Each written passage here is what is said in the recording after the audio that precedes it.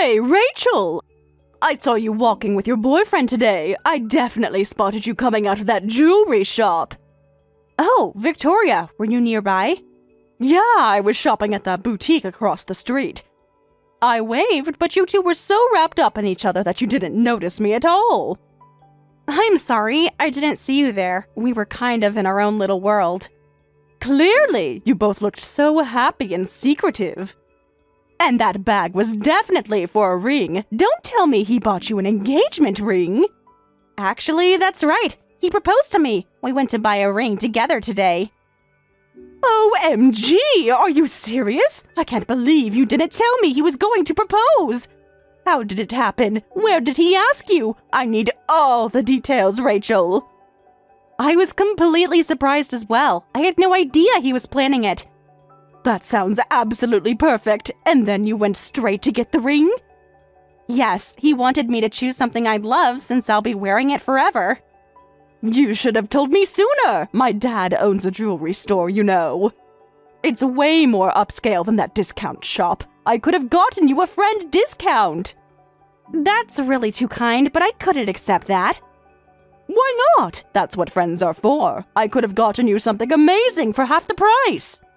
That sounds lovely, but honestly, it wouldn't have felt right. Besides, that shop has special memories for us. Their selling point is that you can design your own rings. It's not a luxury brand like your family's business, but that kind of ring suits us better, I think. Custom design? That sounds like a lot of work when you could just pick something fabulous off the shelf. If you're getting something, it might as well be a luxury brand. Victoria, it's not about the price or brand to us. It's about what the ring represents. Well, what's done is done, I guess. I still think you missed an opportunity, but I'm happy for you. Can I see the ring? Send me a photo. I'll show you in person next time we meet. The photos don't do it justice. Fine, keep me in suspense. Is it at least a decent size? 1 carat minimum, I hope. It's perfect for me. Not too flashy, just elegant. More importantly, introduce him to me soon. I'll judge whether he's worthy of you. Of course I'll introduce you, but please be gentle with him. He's a bit shy, so someone energetic like you might surprise him. Shy? That's surprising. You usually go for the life of the party types. Is he hot at least? Tall? Rich? Give me something to work with here. He's different from the guys I've dated before. In a good way. He's thoughtful and kind. Really? Is he kind of a boring guy? That's the opposite of all the guys you've dated before. Now that you mention it, maybe he is. He often spends his weekends quietly reading books at home. Reading books on weekends? That's hilarious. Doesn't he go to festivals or clubs? Staying home reading books is so nerdy. Does he even have friends? He has a few close friends. He's just more of an introvert. Well, he actually had a pretty scattered upbringing. He went through some tough times as a child, so he doesn't have many friends, I guess. What? Like his parents divorced and it was hard? Or wait, was he abandoned and raised in foster care? That would be pretty tragic. Victoria, you should become a psychic. You hit the nail on the head with both guesses. What? His parents divorced when he was young, but neither of them wanted to take him in. So he moved between relatives for a while, but couldn't settle anywhere. Eventually, he ended up in foster care. No way! Really? That's super depressing. His past is just a part of who he is. I'm with him because of the person he is now. And what kind of person is that? Someone with serious abandonment issues? But he's always stayed positive and worked hard on his own. He's got a good job now. He does very well for himself. He's respected in his industry. Okay, stop. I don't want to hear any more about Mr. Tragic. It's bringing down my mood. Huh?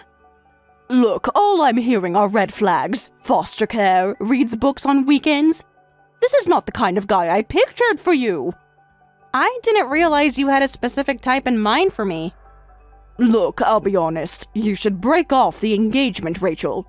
You absolutely cannot marry a guy who grew up in foster care. What's gotten into you, Victoria? Why would you say something so horrible? I'm just being realistic. People from broken homes have issues. That's an incredibly unfair generalization. You don't even know him. Because someone from foster care definitely doesn't understand social norms. If his parents abandoned him, he probably doesn't even understand love, let alone norms. You're definitely going to have a hard life. That's a really unfair assumption. He's a wonderful person. He's the first man I've ever wanted to marry. I'm being cruel to be kind. I'm surprised you like the quiet type, but I can introduce you to similar guys. I'll use my connections as a CEO's daughter to find someone better suited for you. I don't need that. I'm marrying him. I appreciate your concern, but I want to be his wife. Rachel, you need to calm down. A foster care guy probably can't even get a decent job, right? I can't stand by and watch my friend end up poor because of marrying such a man. You're the one who needs to calm down. Stop making assumptions just because he grew up in foster care. He has a good job, and I have no intention of living in poverty. We've decided to support each other and live happily together. Wow, you're living in a total fantasy world and not listening to reason at all. I get that you're excited about the proposal, but it's creepy that you won't even listen to your friend's advice. Excuse me? You heard me. It's like you're under some kind of spell. The Rachel I know wouldn't throw away her future on some foster care charity case. I'm trying to help you, and it's such a letdown. Fine, I've said my piece. You'll probably break up soon anyway, so call me when that happens. I'll throw you a consolation party. That's incredibly condescending. We're not breaking up. Trust me, you will, and when he leaves you heartbroken, don't say I didn't warn you. If that's how you feel, then maybe we shouldn't talk for a while. Oh, so now you're choosing him over your friends? Classic. I'm not choosing anyone. I'm just asking you to respect my decision. Your decision is stupid. You're making a huge mistake. No worries, because I won't be calling you. We'll see about that. Take care until you break up with him. While you're dating someone from foster care, we're not friends anymore. If that's how you feel, then I guess we're not friends anymore. Fine, don't come crying to me when it all falls apart. Goodbye, Victoria. Whatever, your loss.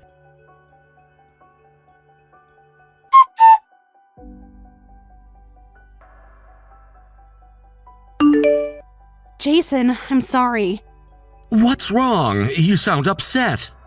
Have you sent out the wedding invitations yet? I was just about to send the list to the printer. They should be mailed out this weekend. Then we're just in time. I hate to ask, but I want to remove one person from my guest list. Could you take Victoria off the list? Sure, but what happened? You said she's been your friend since high school, right? Yes, but we just had a fight. Or rather, I think we've ended our friendship completely. I don't want to invite her to the wedding anymore. Ended your friendship? What happened? Don't say you won't invite her. Go make up with her. No, I definitely don't want to make up with her. She kept insulting you no matter what I said. Insulting me? What did I do? I haven't even met her yet. That's just it. She hasn't met you, but she's already judged you. Is it because of my background? Jason, you didn't do anything wrong, so don't blame yourself.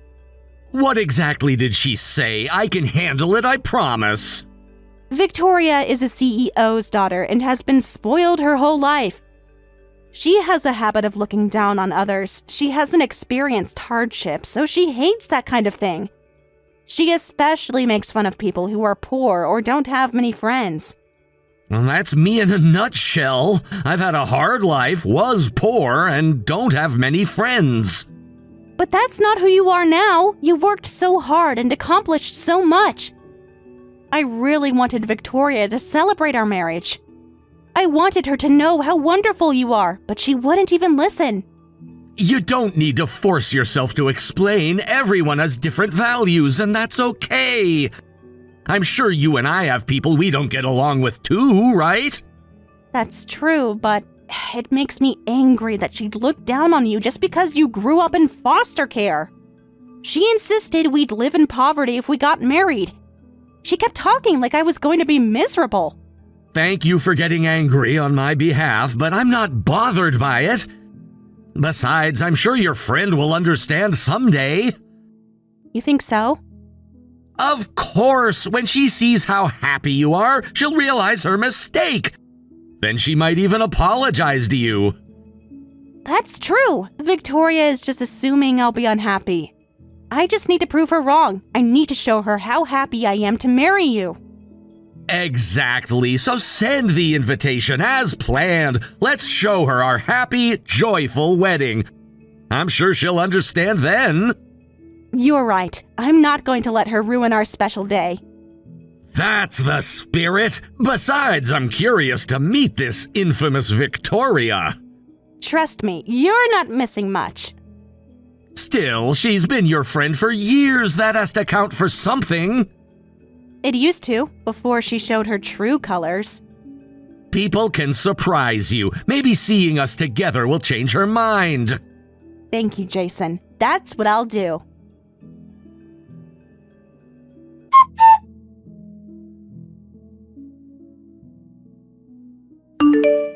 Hey, Rachel. Today's your wedding with that foster care guy. I gave you good advice, but you're really going through with it. By the way, I wasn't invited to the wedding. What are you talking about? I sent you an invitation. You never responded, but we still saved a seat for you. What? You actually invited me after everything? I didn't notice at all. What? You didn't even take a look at it? Come to think of it, I did receive some cheap-looking invitation, but I threw it away without opening it. Maybe that was yours. That's terrible. You threw away a friend's invitation without even opening it. You really hate our marriage that much. Oh, well, how was I supposed to know it was important? It didn't look like the fancy invitations I usually get. The fact that it came from me should have been enough reason to at least open it. It's not that I hated it, I just don't care. I don't need friends who marry guys from foster care. Going to such a wedding would be a waste of time. It's probably a low-budget, cheap ceremony anyway. I can't believe you're still going on about this. It's my wedding day, Victoria. Exactly. It's your wedding day to a guy with no family and no connections and probably no future. I'm trying to save you from making a huge mistake. Victoria, I've said this before, but this isn't okay. We're not students anymore, so grow up a little. Stop looking down on him just because he grew up in foster care. Huh? Who do you think you are, lecturing me? Stop pretending we're still friends. What? You ignored my advice and married some loser. As of today, we're done. You're not my friend anymore. I don't know anyone who would willingly marry a nobody and become poor. I see. And you still had the nerve to invite me? What, did you want me to come and witness your terrible life choices? I invited you because despite everything, I thought our friendship meant something. Well, it doesn't. Not anymore. Thanks for saving me a seat, but as if I'd go to a wedding with poor people. You don't have to come. I wouldn't even if you begged me. Don't ever contact me again.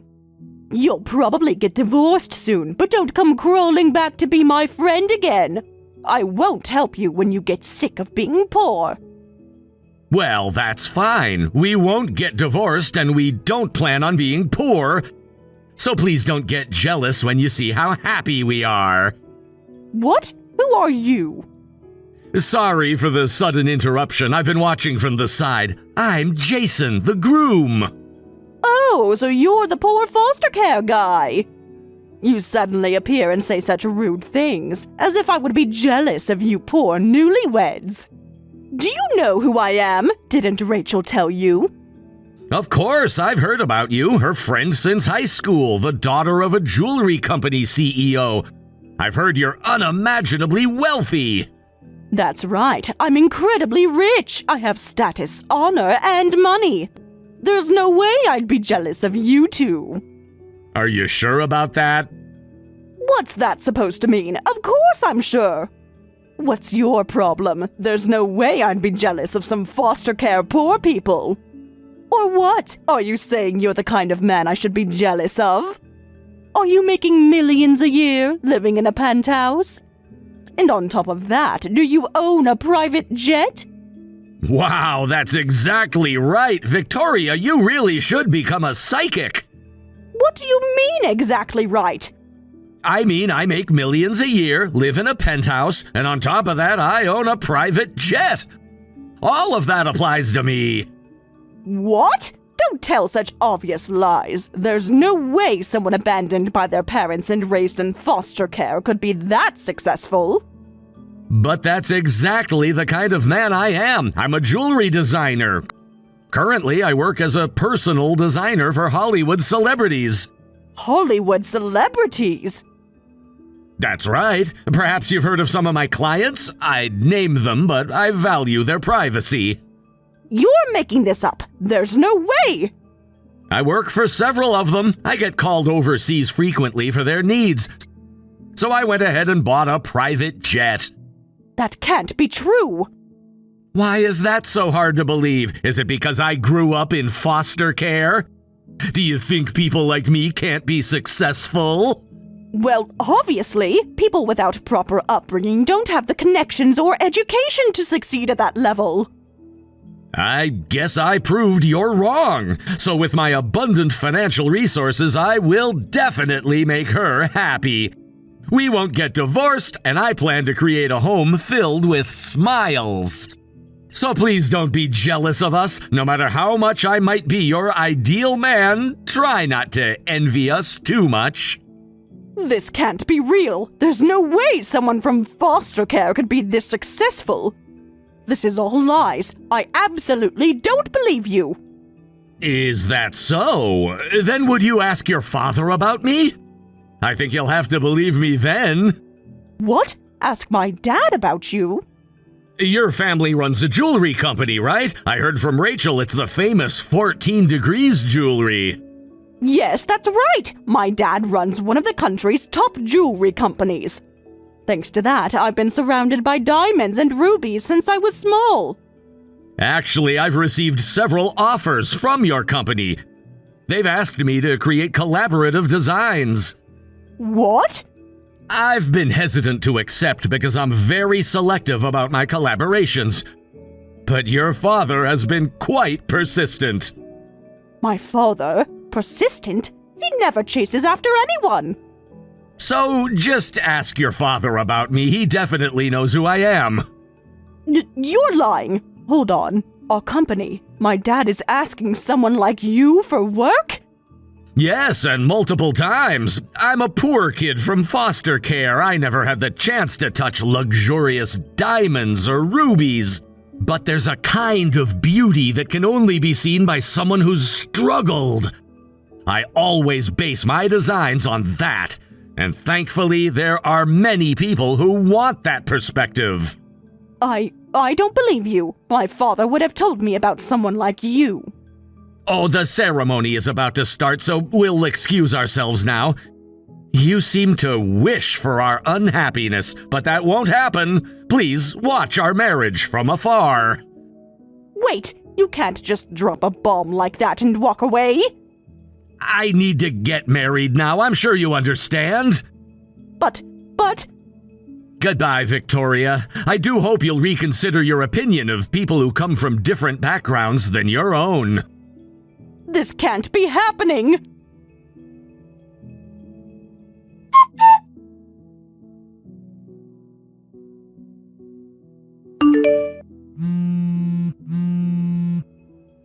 Answer your phone already! I've been calling you multiple times!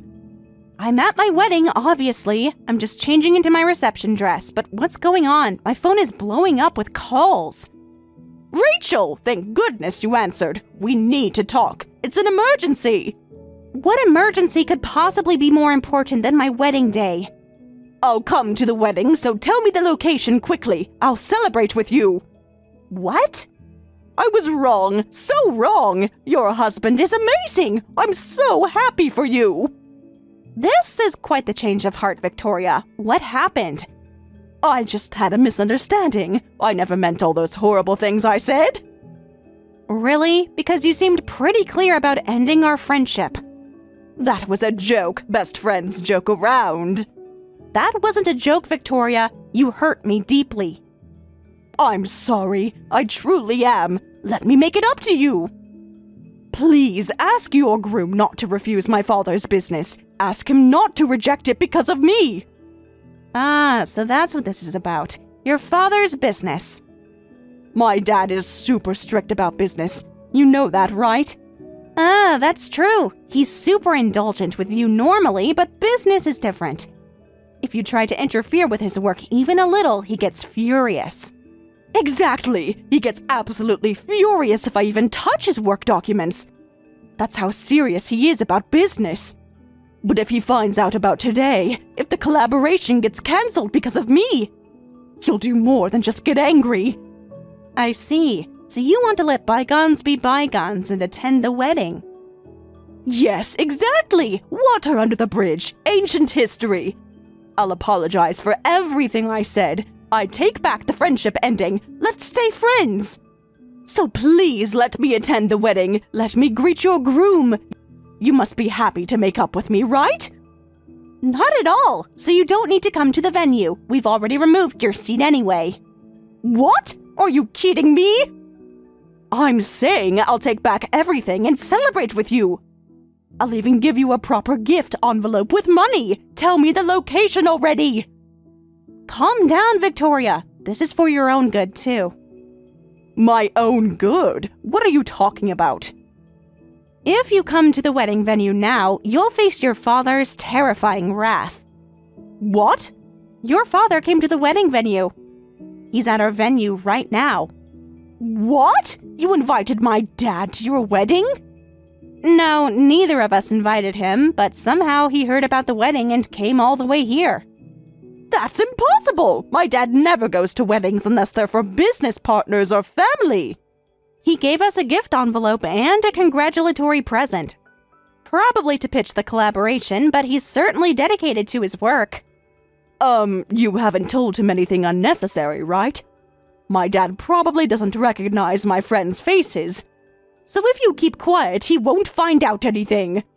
That I'm your friend or that I said rude things to your groom. You haven't told my dad anything, right?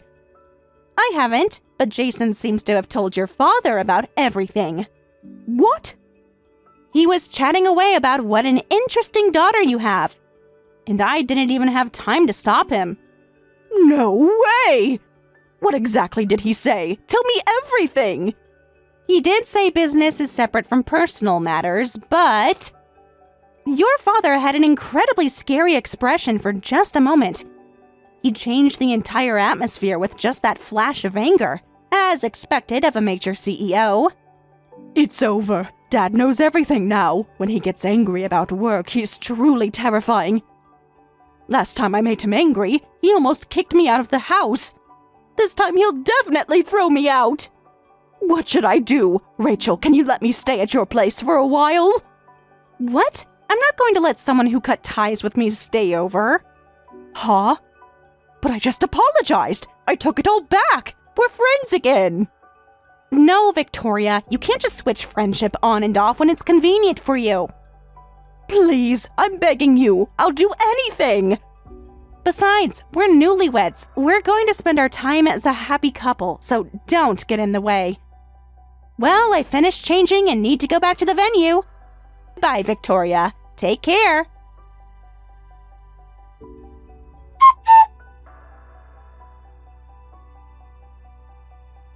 The wedding went smoothly, and it was a very happy and enjoyable day. However, unlike us, Victoria seems to have had the worst day ever. Apparently, when her father returned from the venue, he yelled at her, "What if your actions had interfered with my business?" And, "We might have lost millions in sales," before kicking her out of the house. Of course, all the credit cards in her father's name were confiscated, and Victoria, who had been partying every day, is now in big trouble. She tried to ask other friends for help, but they all said, "Without your money, you're just an unpleasant, stuck-up woman." And no one would help her. Rumor has it that she sold everything she had been buying over the years and is now living in a small apartment while working at a convenience store in the neighborhood. I hope this experience teaches her about various hardships in life.